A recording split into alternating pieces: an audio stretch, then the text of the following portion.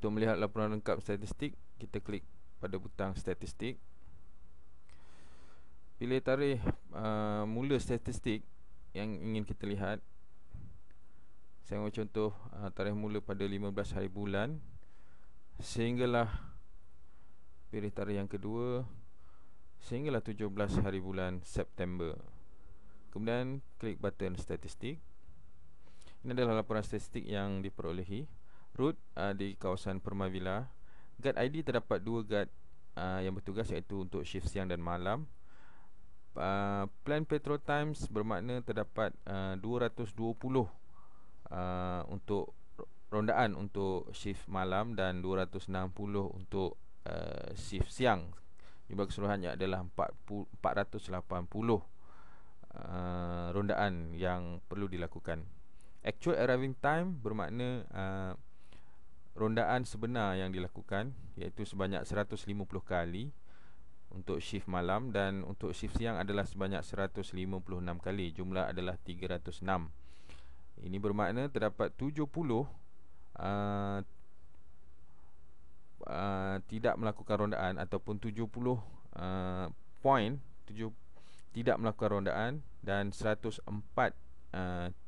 checkpoint yang tidak dilakukan rondaan.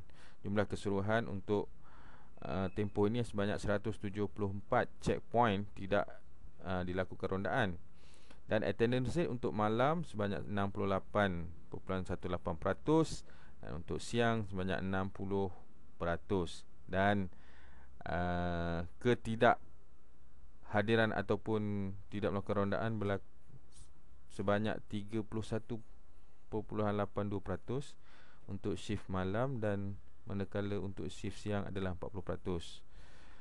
Dan kita lihat laporan secara graf yang terhasil di sini.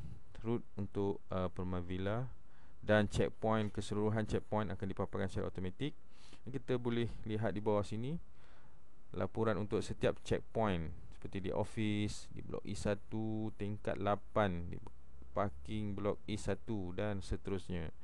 Kita juga boleh memilih setiap checkpoint sama ada untuk melihat laporan secara detail lagi untuk setiap checkpoint. Kita pergi ke bahagian display all di sini.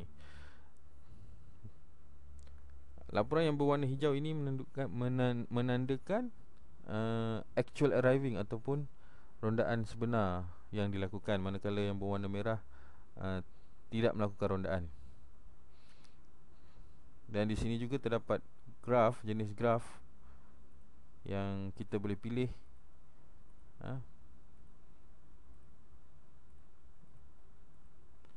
mengikut kesesuaian, dan juga statistik guard. Kita boleh lihat di sini statistik guard. Okey, guard untuk siang dan guard untuk malam. Kita boleh juga pilih sama ada guard siang sahaja ataupun guard malam sahaja. Attendant of route di sini untuk route Permavilla, dan attendant rates of guard. Jadi statistik ini kita dapat peroleh secara automatik, 100% secara automatik. Ia sangat memudahkan. Dan kita boleh print di atas ni. Kita boleh print report ini, ataupun kita boleh print preview terlebih dahulu.